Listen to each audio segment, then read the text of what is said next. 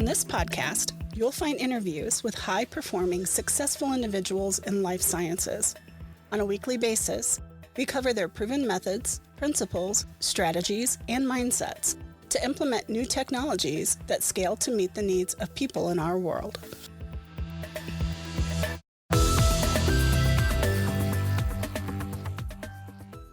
Today on the Life Science Success Podcast, my guest is Reginald Swift. He is the founder and CEO of Rubix LX. They're using innovation at greater scale to change how health outcomes are realized through patient and product service innovation. The one additional thing that I wanted to mention to everybody as well before we get started in the interview today is that you can go to my website and download a free course on implementing OKRs. And with that, I will welcome our guest, Reginald Swift. All right. Thank you for having me, Don. I certainly appreciate it today. And thank you, everybody, for listening in. Yeah, thanks so much. Yeah, thanks for being here. It's what everybody won't know, right? So we're pre-recording this episode. It's early in the morning for me. It's also early in the morning for Reginald. So yeah, great. Can you tell the listeners just a little bit about yourself? No, of course. So yeah, I am the founder CEO of Rubix Life Sciences. I've been in the greater Boston area for about 13, 14 years now. So I feel like I'm almost a native. So, originally from Miami, Florida, but here to really help kind of shape how innovation is, I have an engineering background. So a lot of that tinkering and knowledge is just kind of innate, and just want to be able to kind of look at how innovation can really be change and be impactful for change for patients like myself and others who are in underserved communities.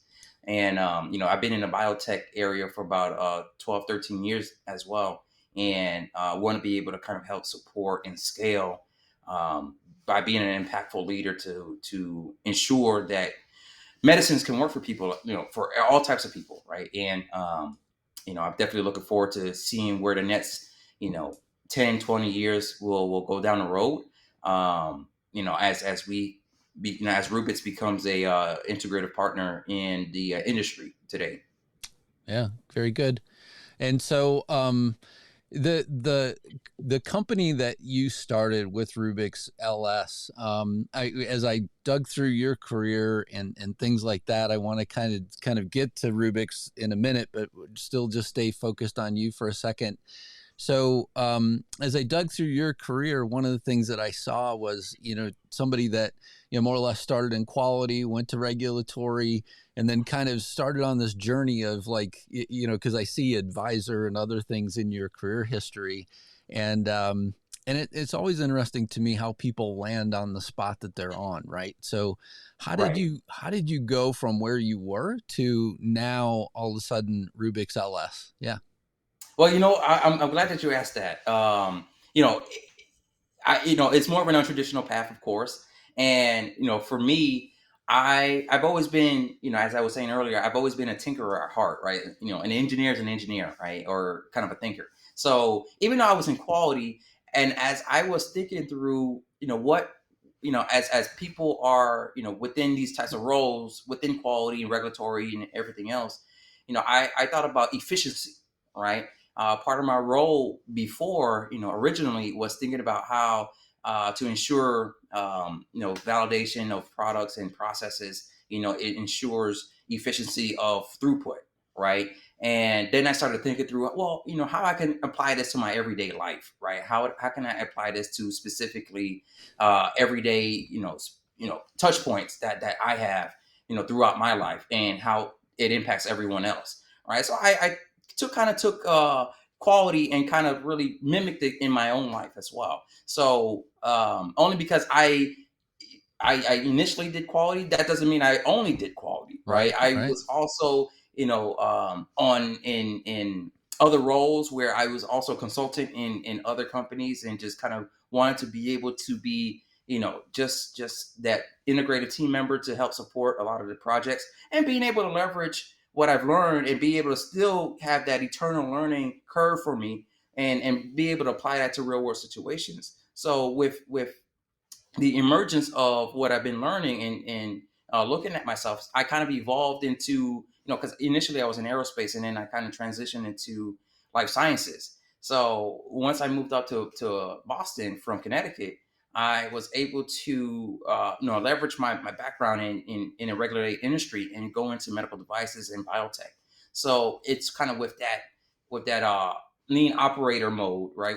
Within quality, what I learned in quality, to be able Yeah. to leverage that into how pharma and med device and biotech can also be applied. And because I was so enriched by what was happening in biotech, and it's like a kid in a candy store as an engineer, right? Seeing how things are made, seeing how products are developed.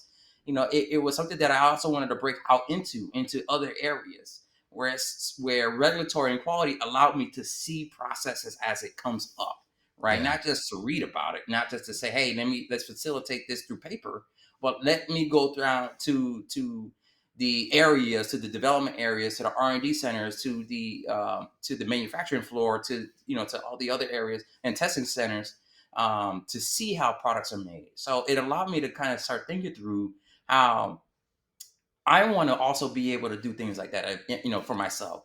So, kind of being ambidextrous, I also wanted to consult with other organizations at the same time to do the same thing, because I want to be able to pick things up pretty quickly and really help, kind of just accelerate timelines for product development, because I realize that in an impactful industry like healthcare, you want to make sure that products are one, operating correctly and efficiently, and making sure that the patient is safe at the end of Yeah. the day.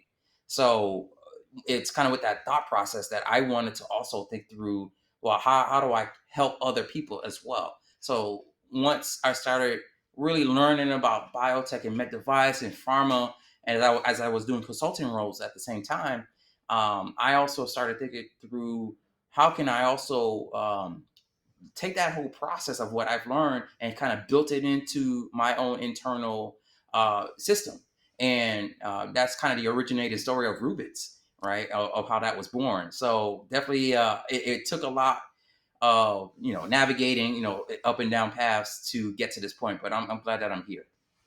Yeah, it's interest. It's always interesting to me to hear people describe their path, because I've said this on other episodes as well, that I feel a bit as if there's some of you and like whatever happens to you, like Hmm. that guides your career, but it's almost like your path winds up choosing you no matter what it is. So, I mean, it's one of those things where you go, okay, so quality and regulatory, regulated industry, both with healthcare and aircraft. I mean, it to me, yeah, it's interesting always to hear how people, wind up on the path that they're on Hmm. overall. So That's as we right. as we start to dig a little bit more into Rubix LS, I just want to mention to our listeners. So this website for Rubix LS is worth going to have a look, because for a company that's early to mid stage still, in its life cycle. This website is really neat. And I said it to Reginald as we got started that, whenever I went there, I was really encouraged by what I saw, because a lot of times, we have, sort of flat one pagers in life sciences, and that's kind of it. That's the, sort of the website that we have. So you guys did a really good job over there. Oh man, thank you so much. Thank you. I'll definitely pass that on to my team. Yeah, perfect. All right. So Rubix LS. So tell me a little bit more about what problems Rubix LS is looking to solve in life sciences. No, of course. And with the emergence of what we saw with digital health over the last few years, maybe even maybe 4 or 5 years now, and what the pandemic has taught us about health equity, we want to be able to see the convergence of digital health and targeting health equity at the same time. So the innate nature of what we do is a contract research organization, right? And of course we evolved from what we were before as a consulting, engine or a consulting company to do like product development and everything else. But now we kind of really wanted to say, let's become mission driven. And with what we saw, and of course we've created our own products as well. So we saw kind of the disparity divide around when we've created products ourselves. How is it not being into the patient community that actually needs it, right? Mhm. So we realized that there was a broken system that was involved that we needed to try to solve for ourselves as well. So with that said, we kind of took that mission on because that was that drive for us to, and personally, when my father passed away, it was kind of a wake up call for me to want to kind of move into this direction, because the same thing happened to him where there was clinical trials, but he was never even notified of any of that circumstances. So these shouldn't be regular stories or occurrences that should ever be happening, right? And we should be able to allow anybody far and wide in any parts of the U.S. to be able to have access to clinical trials and clinical research as another alternative method for therapies that are unaware of in the market, right, that are not really out there in the market. So we certainly want to make sure that patients who are in underserved communities and in poor areas and low resource areas, I'd like to say, are able to gain that access. So what we have kind of evolved into is a specialty population contract research organization, where our core focus is to make sure that we target those underserved communities, those patient areas, and we're using tools like digital health to be able to ensure that we can monitor and engage with these types of patients from a distance, right? Because essentially, we want to make sure that we can create logistic frameworks where we're supporting wherever they are, wherever the patient is, and we want to be able to exercise to its maximum intent. And then we're taking that data and translating it into specific precision medicine outcomes for these types of patients. So it's we really focus more on like phase one and phase two at the moment, but we certainly want to be able to grow up and scale, right, and go into phase three, and then really evolve ourselves into a precision medicine company at a later point where from the data that we've gathered, we become wholly centric towards the patient communities that we want to be able to serve. Yeah, it's interesting that because I hear a lot of common themes that I've heard in other interviews that I've recently done. I just recently did a podcast about geriatric data. So, the gathering of, loads and loads of geriatric data. And, sort of this idea that, look, this population could provide a lot of insights, as can, underserved communities as well. Hmm. A lot of really good points that you made with regards to, getting tied into clinical trials and things like that as well, because it's not easy, right? I mean, and you've got to kind of know a little bit of the landscape and how to find things. And if your physician's not keen to that, or you're not, then most likely you're not going to find alternative therapies that, might help you, especially as you're, battling something that could be life-threatening. That's right. Yeah. And so, one of the things that I picked up on your bio was that you highlight that you're using innovation at greater scale to change how health outcomes can be realized through patient, product, and service innovation. Can you just help us understand a little bit more specifically about what you mean? No, sure. So whenever you think about how, like, for example, we're talking about digital health earlier, Hmm. right? And you're thinking about how the industry of digital health is been accelerating pretty quickly, right? Sure. Um, Now, we know that the adoption rate for digital health is becoming quickly and fastly becoming the norm.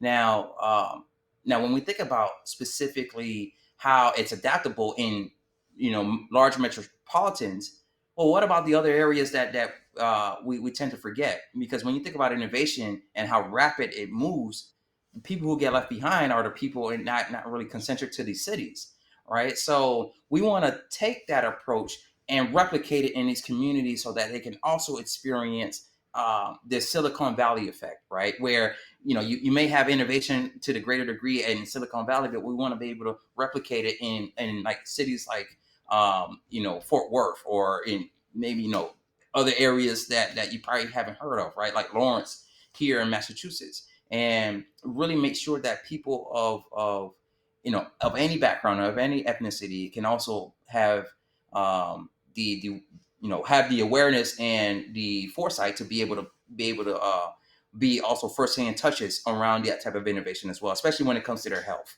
And what's quickly becoming, the mainstay is that people want to own their own health data, right? People want to be able to understand how their health actually impacts themselves and their family, and what becomes of it from a transparency level, right? On how, why do we get charged this specific rate from insurance versus this, right? So they want to start seeing more of that transparency. So a lot of that cycling happens through ensuring that because we get a lot of that disparity and the health outcomes are worse for people like for Black and brown individuals. Well, we want to be able to start looking at how early on, what if the data that we can derive can also help us really get more engaged in the whole process, or in the whole clinical research continuum. All right, so that we can then start thinking through, well, it shouldn't cost me $1,500 for this specific therapy when it could cost me 200, or it could cost me a little bit less, right? Especially for working families who probably can't afford 1,500. So we want to be able, and when we think about innovation at this greater scale, we want to take that approach and replicate it all across other cities that have poor, poor minorities in them. So that's kind of the way that we think about our impact, and we want to continue to think about it that way moving forward. Yeah, I've said that in an interview as well. That so I grew up next to Gary, Indiana, and this divide, the divide in terms of people that have money and resources versus the people that do not, was not as clear to me, I would say, growing up. And then as you start to see these populations out there and the needs that they have, and you just start to understand sort of, there's a whole opportunity here that's missing a lot of people. So it sounds to me like, Rubix is really focusing in on a lot of really critical things as well. Yeah. So the one question I have to dig just a little bit deeper on that same sort of thought is, how do you get to these individuals, and then also how do you tie kind of the providers that are looking to connect with them? Right. So, what a lot of people may be already cognizant of is that there's a lot of independent physician offices that are in these communities, right? There's clinics and community centers that we have to kind of lean on to make sure that they're serving the communities that they're trying to serve. So, essentially, what we did first is that we put boots on the ground to ensure that we kind of go into these community centers or clinics to do education, right? Education modules, and be able to kind of work with their CEOs and leaders to ensure that we can install programs for them to kind of get involved and really help drive more incentivization for these community and clinic centers, so that they can also be a part of the trial processes as well. Because when you think about reimbursement, you think about costing, they can shave their costs by being able to be a center for that type of research for the community members. So we certainly want to think of it as a go forward program where these types of groups are benefited at a greater degree than having a whole lot of other people who aren't really necessarily in the process would take advantage of. So we certainly want to go direct to these types of groups and really cut out a lot of the wasteful elements that shouldn't be there in the first place, right? And then what we do is try to create digital hubs where we can already disseminate information down to these clinical centers and these groups, in which as they interconnect to our network and our hubs, we exchange information to say, what, we have these types of clinical trials that are ongoing from a virtual format, and if they do have patients that are interested, here's kind of how we'll transmit information to them, and we kind of get them involved in that aspect. We've done projects with the VA. We've done projects with international groups like the WHO and the UN in countries like India and parts of Africa for infectious disease. So we certainly want to continue along doing that for these types of groups until this becomes just status quo, where we're always thinking about everyone at the same time, right? Where it doesn't matter where we are when we think about launching a new clinical trial, everybody's involved in the process. Where you don't have groups like me saying, "Hey, think about everyone else too. Think about these kinds of people too." So we just want that to kind of be the main say, where it doesn't have to be an afterthought. It doesn't have to be a second or third initiative to have for an internal program. It should just be kind of just thinking just like one and the same, and then we'll evolve ourselves into something else, right? To make sure that we're still greatly impacting mankind, from a health perspective too. So that's kind of the way we think about it. Yeah, I have sort of a strange philosophical question to ask you based on kind of that last answer, right? So do you think, I mean, I personally, I have biases of my own, right? That I constantly am having to sort of check myself just to make sure that those biases that, aren't sort of shaping the way that, that I maybe don't want to go in a particular direction. And that's what I heard in your last answer was, that look, I mean, realistically, we should be thinking about all populations at all times. But I mean, at the same time, do you think that there will be a point in time where, people just, naturally encapsulate, all populations, everywhere? Or do you think these biases just continue? Well, at least in the interim, we know that the biases do continue, right? And sometimes it is not the fault of our own. It's not the fault of the scientists. It's because the scientists are trained as traditional scientists. They're not going to focus on population density and differentiation. That's not what they were focused on. That's unless you become a public health advocate or a public health master, then that's what you do focus on. Right. So it has to be an intertwine of business objectives, from industry to intertwine to social, justice, to social, quality, right? So we can really converge on these ideologies so that as a business imperative, it becomes a ESG framework, right? It becomes anything that they think about from environmental, social justice, or anything outside of their focus, that continuum. That becomes just kind of what business as usual is, right? And for so long, you have these long-standing organizations for so long that people have been doing this work for social, health equity for years, right? Before even I got into it. And yeah, business has kind of still been dragging their feet on it, right? Yeah. So of course there's been these types of biases to say, hey, well, it becomes much more expensive to get into communities like this, to really try to help develop products like this. But then when you think about precision medicine, well, you can't forget about those populations because you need that data to go into precision medicine. So you got to just make sure that as a business imperative, you look at the whole centricity of patients, right, on their journey.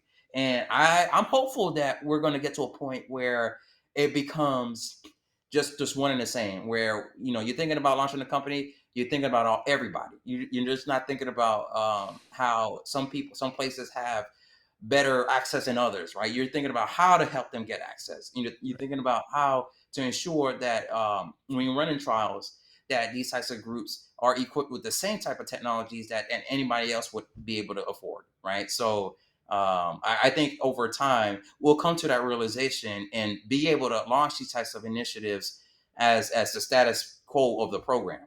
Right. But for now, it's more like specialty at the moment. Yeah, it was one of the things I said a moment ago about, just growing up kind of oblivious to this idea that there's this true economic separation, but there's also like a separation of a lot of different things in life that, because of those additive sort of effects, you sort of lead you to a place that, that people only have certain opportunities and they don't have other opportunities, the same opportunities, say as others. And I mean, I think COVID, kind of, highlighted one of them, which was, whenever all the kids were sent home with, laptops to go do Zoom calls, some of the kids didn't even have internet. Well, Right. I mean, who would think that, you have kids in the United States still today that don't have internet at home? I mean, it just kind of seems like almost like a staple, like electricity and water anymore.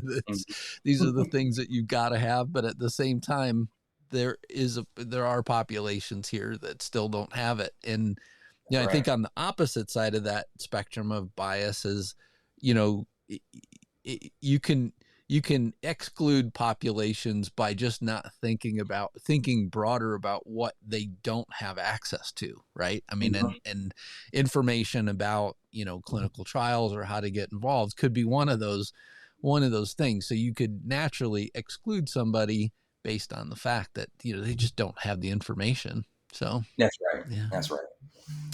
Yeah. And so, I mean, on the opposite side, when companies come to you, what sort of problems are they looking to solve? So we dealt with kind of the patient side of things and how do they get involved. On the opposite side, how do companies get involved with you? Well, you know what? It's funny that you mention that because it starts from a cascade of ask, right? Initially, they're always asking about, well, what type of data do you guys have around these population sets, right? Around this disease setting, and we're able to share that information, of course, and then say, hey, this is kind of what we've seen historically, right? And a lot of that, if they have the actual data themselves of what they actually have seen historically, because I honestly will say EHR records, it's great, right? It tracks, the patient and understanding kind of their, interface points, but it doesn't tell, the whole story.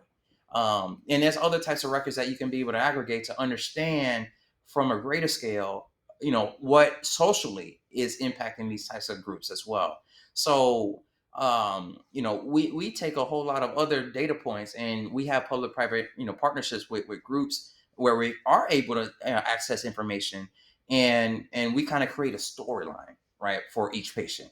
And between progenitor, indicators for specific diseases, we can understand and really signify, hey, these types of groups will in this type of area, and down to drive it down to the zip code to say, basically, from what we've seen from environmental factors, now these groups are going to be highly prevalent in these types of cancers versus these types of cancer because of the longstanding nature of some of the architecture or the environmental factors that haven't been traced or tracked yet, right? So, we're looking at these types of longitudinal types of plans and these data points so that we can start driving much more intelligent conversations around product development and clinical development so that it helps these organizations to say, oh, you know what, we make sure we need to kind of create a new separate arm for these types of patients.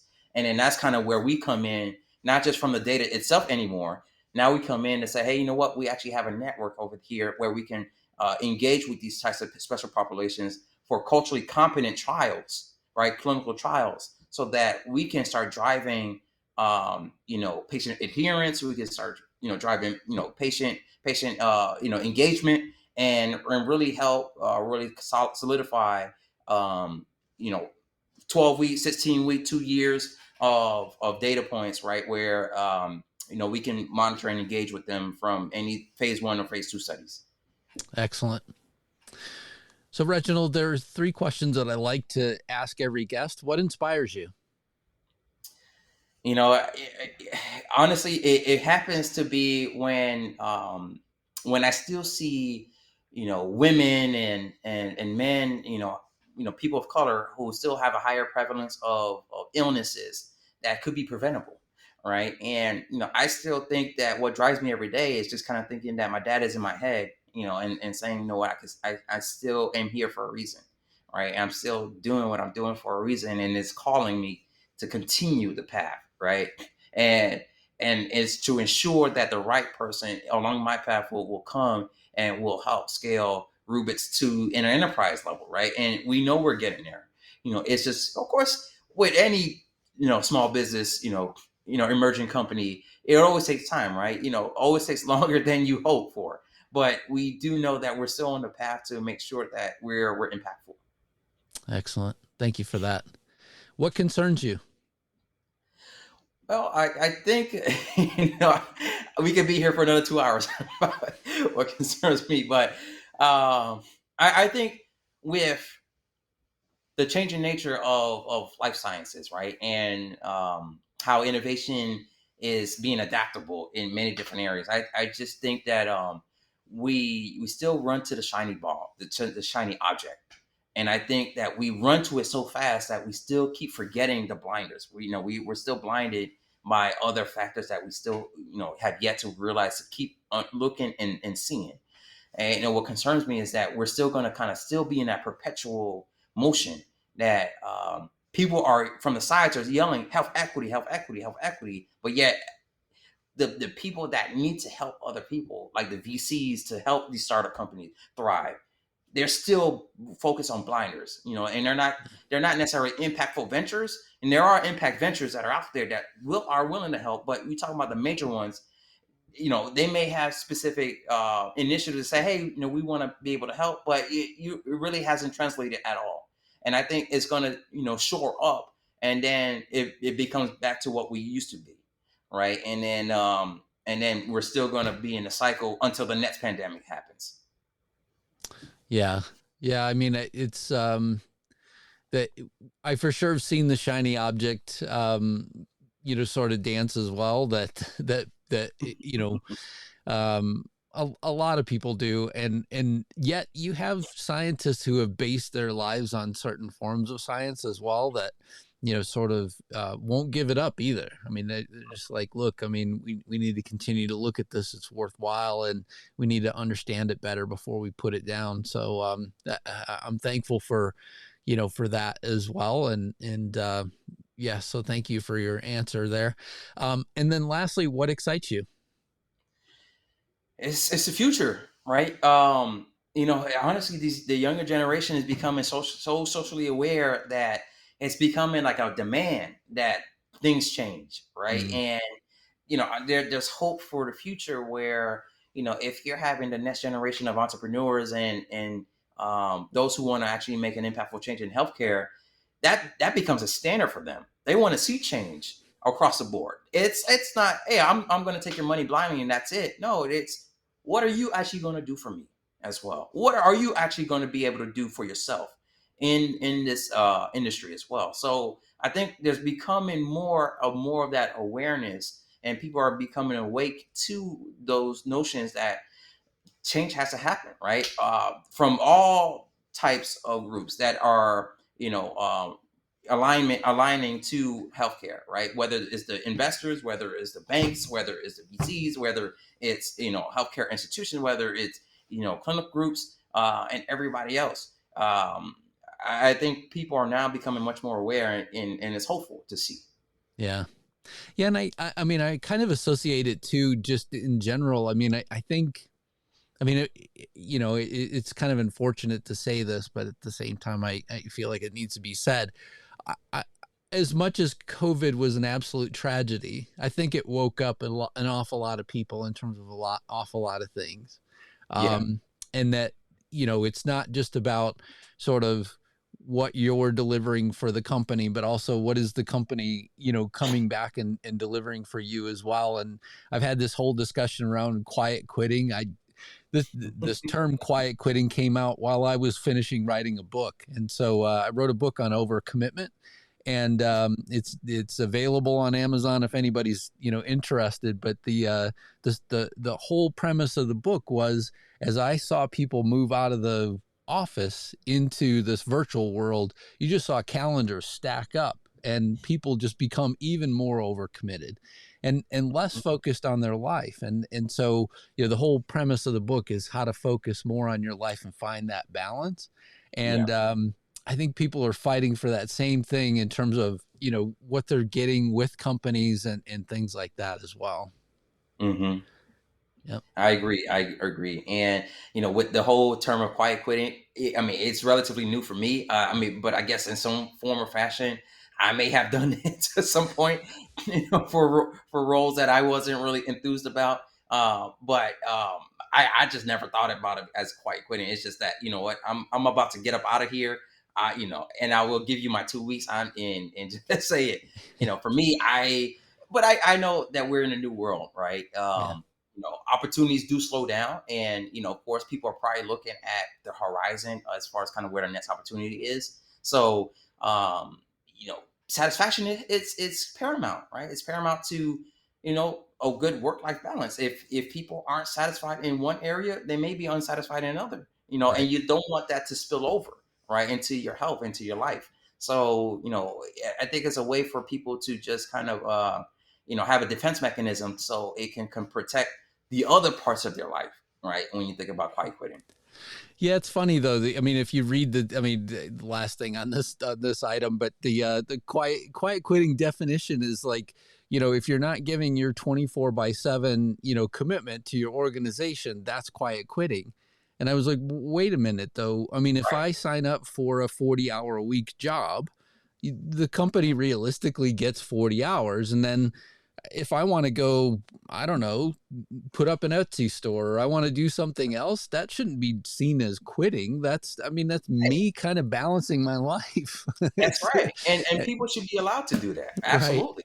And for my team, I encourage whatever they want to do. There's no 40. I mean, there's no, and I don't allow, for my team to say, hey, dedicate your whole life towards Rubix. No, I want people to also have, but that's the whole goal of our mission, right? Is to ensure that there's, awareness and, equity, right? So it shouldn't be where people aren't satisfied to help me when they can't do anything else. They should be able to allow the freedom to maximize their life, right, to their benefit.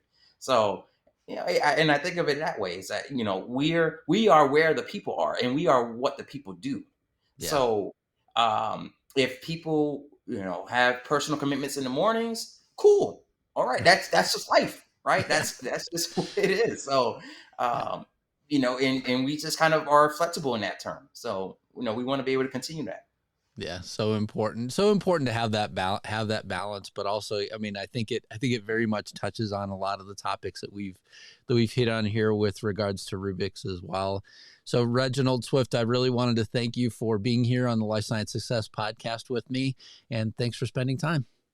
All right, man. Thank you so much, Don. Man, I certainly looking forward to coming on again sometime soon. All right, thanks so much. All right, have a good one. Thank you for listening to Life Science Success. For complete details about this podcast, including show notes, how to get in touch with guests, and more episodes, please visit www.lifesciencesuccess.com. If there's someone you'd like for us to invite to the show as a guest, please let me know by sending me a message at the podcast website. Please click subscribe on your favorite podcast app, share the podcast, or tell a friend about it, and last but not least, rate the podcast. Thank you again.